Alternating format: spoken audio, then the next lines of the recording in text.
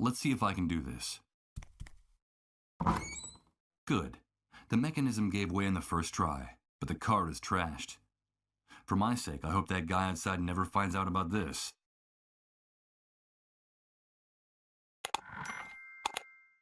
A clean iron pillowcase. Nothing like the grimy sheets on the bed I've been lying in all this time. At first glance, I'd say those old loafers are too big for me, but Rod offered me any clothes I might need, and I don't see anything else around here. Not just yet. I'm grateful to Rod for his hospitality, but these old shoes don't look very clean. It won't take more than a few hours for the wound on my foot to turn really ugly, and the last thing I need now is a serious infection.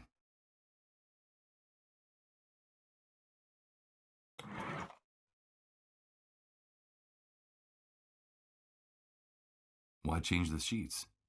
I've been lying there for months, so I'm hoping I won't have to use that bed again for a long, long time. Okay, let's see how well this protruding bed spring can cut.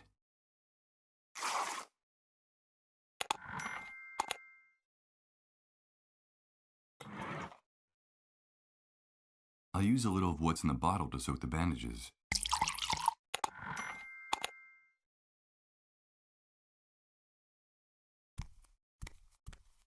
Here goes. I'll use the bandages on my foot. I hope the alcohol is enough to keep it from getting infected. Let's pray this improvised remedy doesn't lead to a delightful case of gangrene. What bastard put a lid on the drum? You tried to suffocate me, you bunch of assholes! I think that guy out there just discovered the reason for his sudden coughing fit. Some coward in this shithole wanted to suffocate me! Me! Who was it? Who was it? Come back here so I can give you back your lid, you son of a bitch!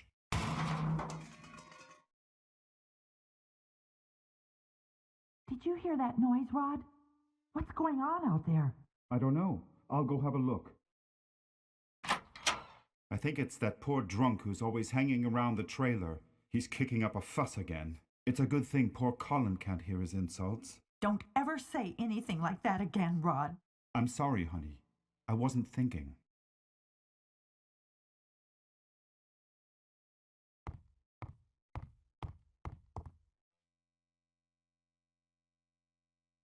What are you doing here? Get out of here! You've no business being in this room! Rod, I'm sorry.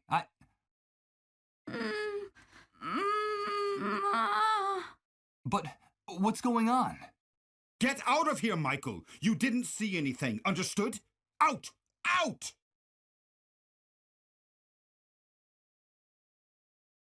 Excuse my outburst, Michael. I shouldn't have behaved that way. It's not like me. But this new world brings out the worst in all of us. It's just that I can't stand to see Colin suffer this way. So for your own good, please, stay away from this room. Away? Why? It's no use trying to hide it. You're bound to find out sooner or later. Colin is very sick, and the authorities claim his illness is highly contagious. Highly contagious? Is he one of the dissolved? Michael, I won't let anyone use that word in my house! Yes, Colin caught that damn disease.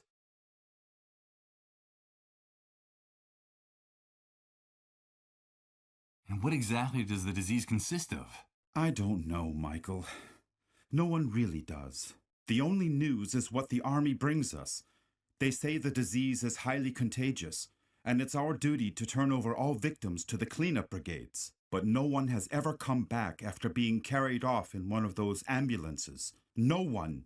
So we can't let them take Colin, do you understand? Yes, of course I understand. They say that all the victims are condemned, that there's no salvation for anyone, that at the end of their suffering and their trances lies certain death. I think that even the army is afraid of the victims. Really strange things happen around them, Michael. Things you wouldn't believe. What things happen around people infected with the disease? Strange things with no possible explanation. In their trances, they They go places, Michael. They bring back information. They know things. They talk to people who are no longer with us. And we've been living like this for weeks. The things that are happening around Colin are getting more and more confusing and hard to bear. Talking to the dead? Jesus. This man's nerves are shot from the exhaustion and stress. But how did Colin get infected? We don't know. No one knows how the disease is spread. The only thing we know is that the disease appeared after the catastrophe and that it's spreading like wildfire. So the Great Wave brought the dissolved with it? Yes, but don't use that word again. Not in this house, anyway. It's so cruel and disrespectful. In effect, that's the only thing we know for sure about all this insanity. The Great Wave took everything from us and left us with this epidemic. What's happening to Colin is terrible. If only there was something I could do. Well, Michael, you can help us. I'm convinced that our finding you was no coincidence. You've got to help us. But you said yourself that all the victims are condemned. What can I do? No, all is not lost. In the camp there are rumors of a cure. It seems that in the city, on the other side of the fence, the victims have access to a drug. But we can't get it here. And my contacts out there, well, let's just say they can't do anything to help. So there's a drug that can cure them? Yes, but they say that producing it takes a long time and is very expensive. And so it's reserved for city dwellers who can afford to pay for it. Get us that drug, Michael. I beg of you, please. Colin's time is running out. Getting involved looks dangerous. I saw that shooting out there. There's also the possibility of infection. Infection? Are you afraid for your life, Michael? Without our help, you'd be dead right now. Dead. Don't forget that. What's more, I could help you in return. I could help you get back what you lost. Don't you see? Give me back what I lost? But you hardly know me, Rod. I know the essential part, Michael. I know that you're a blankhead. Blankhead? What the devil does that mean? A blankhead is a person with no memories, who can't remember anything. It seems that the Great Wave had an enormous neurological impact on certain people, Michael. You're not the only one. Or even the worst case. There are people who even forgot how to talk and how to walk after the explosion. Some ended up dying of starvation. They forgot what food looked like, how to chew it, even that eating was a necessity. You can consider yourself lucky. You still remember how to keep yourself alive. And that's the important thing.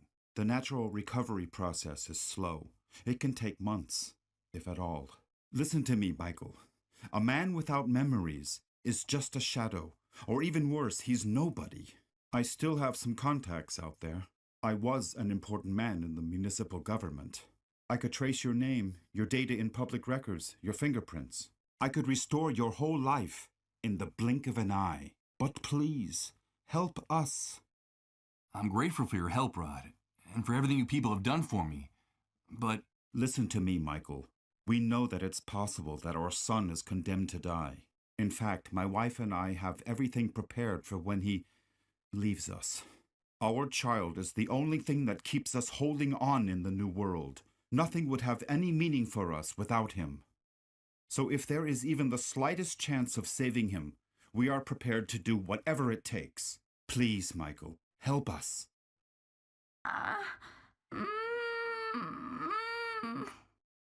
For God's sake, listen to him. He's just a child. Rod, come in here, quickly! Bring us that cure, and we'll help you get your life back. Colin is our only hope in this new world. Help us save our future, and I'll give you back your past. I promise you. Goodbye, Michael. No, Rod, wait. Bring a drug? Is he out of his mind? That man wants me to put his son's life in my hands? I can barely remember who I am.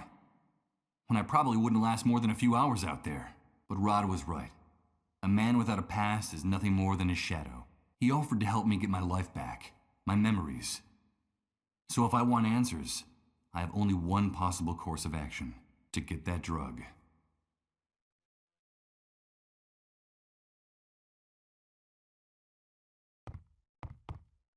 Wait a minute. Before leaving, I should write down everything important I find out in this notebook. It might come in handy if, as Rod says, I'm one of the blankheads the great wave left in its wake.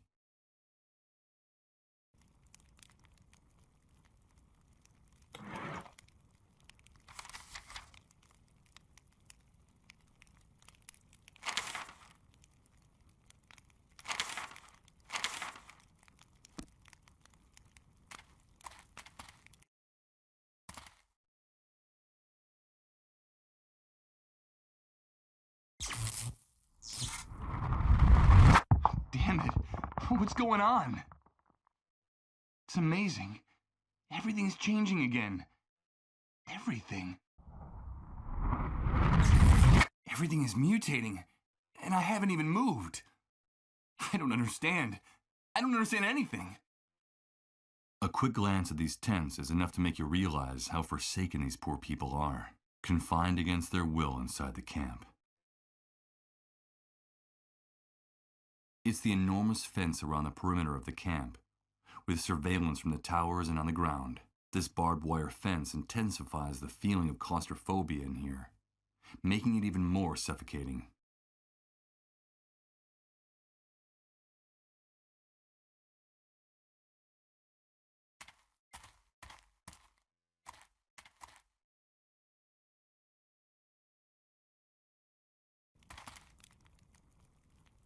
Another camp inhabitant.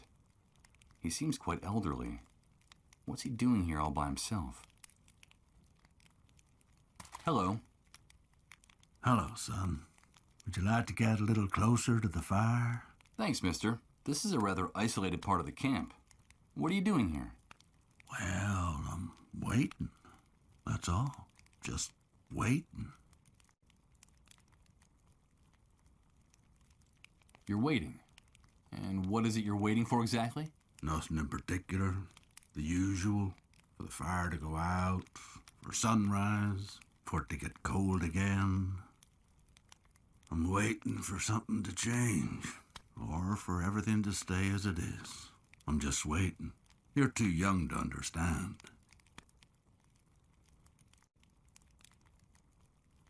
It's starting to get cold. Where's your tent? Or your trailer?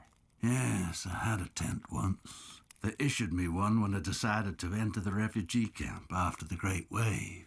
A trailer was out of the question. They went to the families with the best contacts. You know how it is. Even in purgatory, some people are more equal than others.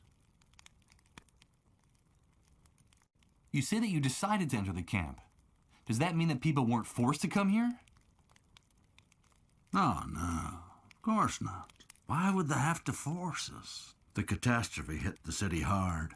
Those of us who had lost our homes were invited to come here. In principle, it was temporary, just until the authorities got the situation under control and started rebuilding. We used to have food, water, and a place to sleep. But now it's more like a prison camp than a refugee center. What happened? I don't really know. I guess something went wrong.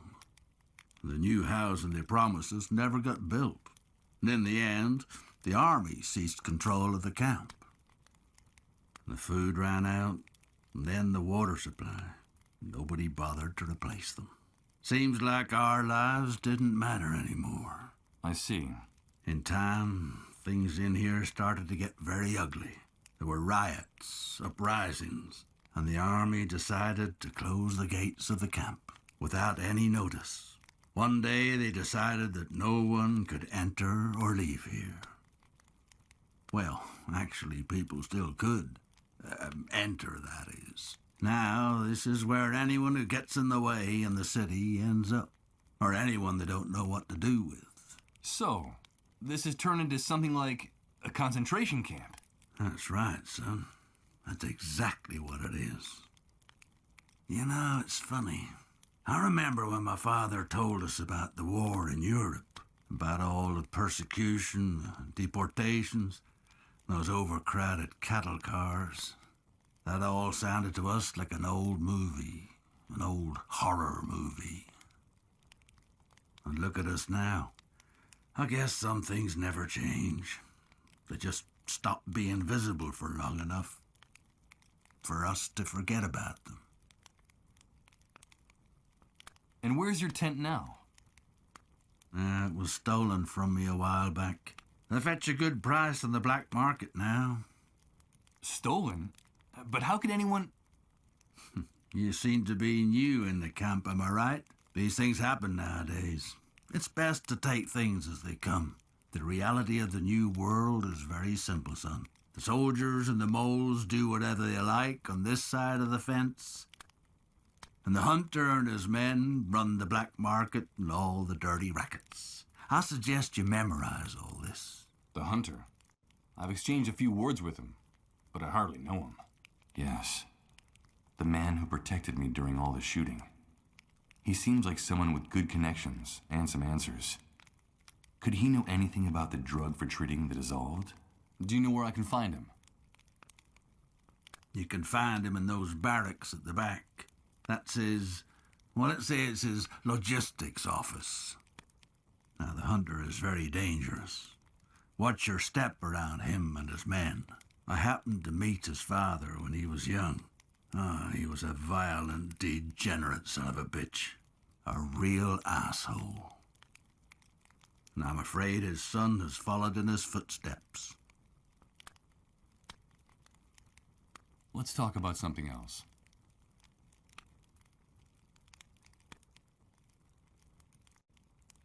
So tell me, is there any way to get out of the camp? I'm sorry, son. The only way to get out of this camp is to know someone important who can pull strings for you. Or to become a camp mole. Those traitorous scumbags have gate passes. I see. I'm not surprised you want to get out of this shithole. You've no doubt got something to do or someone to find out there. Well, they say things are better in the city, that there's order and that things are starting to function again. But who knows? Well, at least they have Reverend Blake and the consolation of Suicide Park.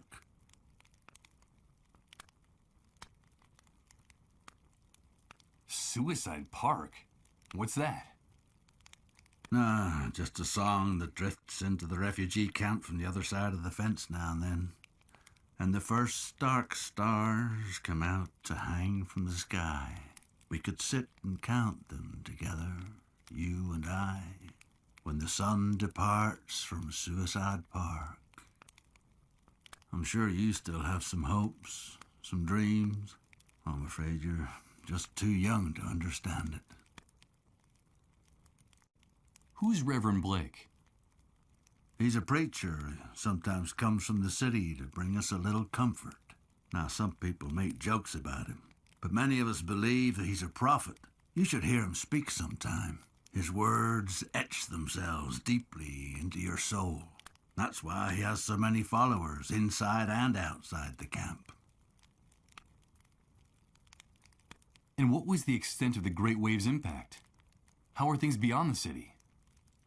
Truth is, I couldn't tell you. In the first days, the chaos was so overwhelming that no one worried about anything beyond their own backyard. We victims were disoriented, cut off from the world.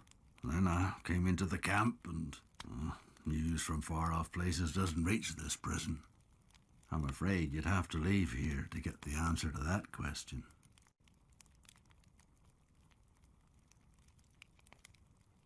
I should be going on my way. Have a pleasant wait, mister.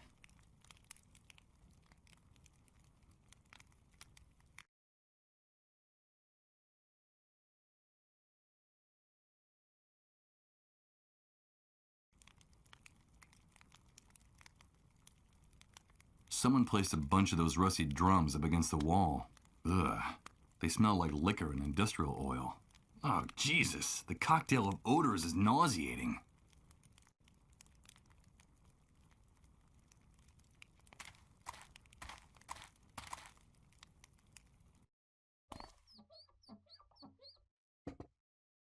The cheerful patrons of the bar. I suppose the gray substance one of them is sipping is liquor, but I can't tell what kind. I don't think he can either. He's behind the bar, and he serves the drinks. Now, I don't claim to be clairvoyant, but I'd swear this guy is the owner of the place. Hey, that's the guy I was talking to during the shooting by the cleanup brigades. What did he say his name was? The Hunter?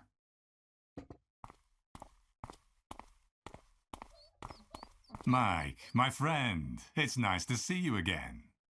Hi. Guys, this is my friend Mike. He's new around here. We met at one of the cleanup brigade's latest parties. Isn't that right, dude? Pull up a seat and have a drink. We like to be hospitable to newcomers. Something tells me I shouldn't accept that drink. That it's not a good idea. Not anymore. No thanks. I don't drink. Okay, Mike. Whatever you say. But I'm not accustomed to people turning down a drink. At least, not in my own establishment, in front of my men. So tell me, what brings you here? A friend of mine is in a bad way. I need to know if there's a drug that can help the dissolved, and how to get it. A friend of yours, huh? Friendship is important, Mike. The camp is a very tough place, and you have to be loyal to your people. I like your gesture. Do I know this person?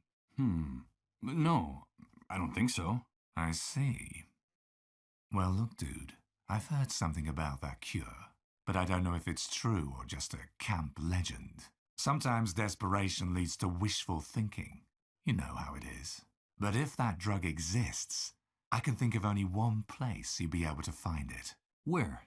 There's a small medical center on the outskirts of the city. It's more like a pharmaceutical warehouse, but it's heavily guarded.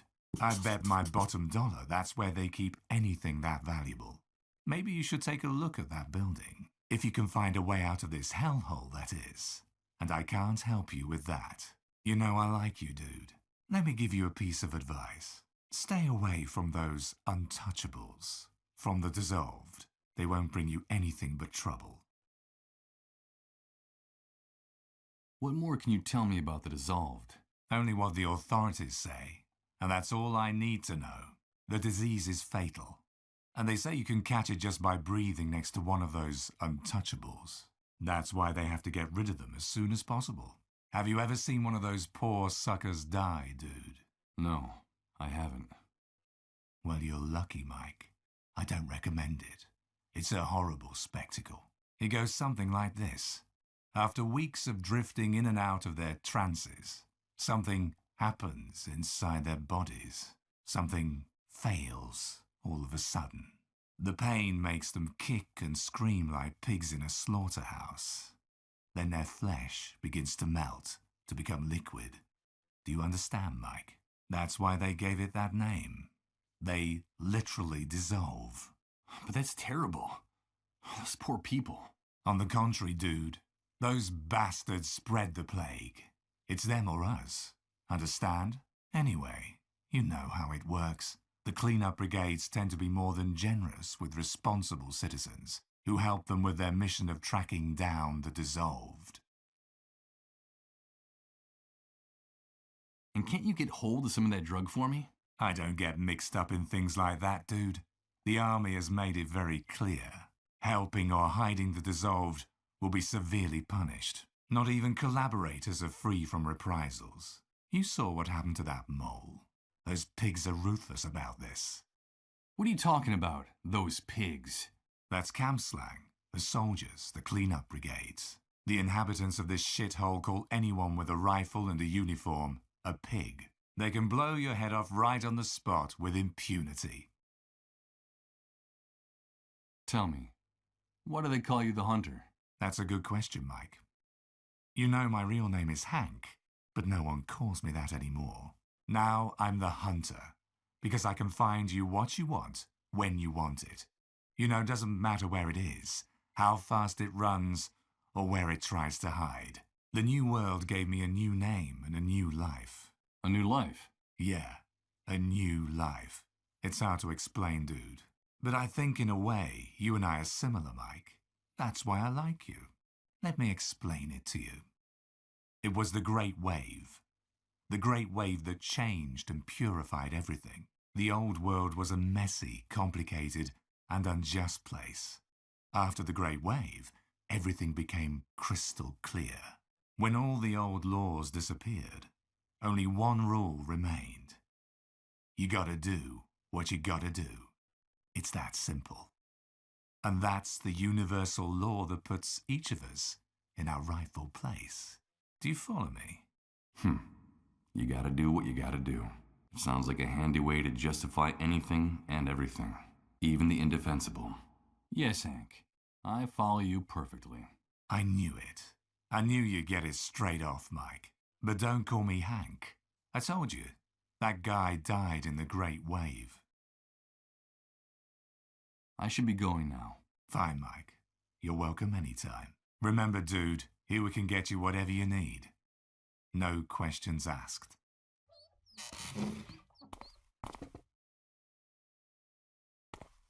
What are you having, pal? Nope, I'm afraid I don't have any cash on me. That's no problem here. We don't only accept cash, we also barter. We accept anything of value. That excludes checks, naturally. Interesting place. Are you the owner? No, pal, don't get the wrong idea. I only work here. This belongs to the hunter, like every other business enterprise here inside the camp. He's the head honcho. I see. What do you sell here? Anything you can eat or drink. Anything that fits into a box or a bottle. For other types of goods, talk to the hunter directly. What do you need? Liquor, tobacco, food? At the moment, I don't need anything like that, but I'll keep it in mind. Thank you. I saw a bunch of barrels stacked up at the entrance to the building. Just out of curiosity, what's in them? Nothing. Just some things that need to be stored. Take my advice, pal. Keep your nose out of the hunter's business if you want to keep it on your face. Okay, it was just curiosity.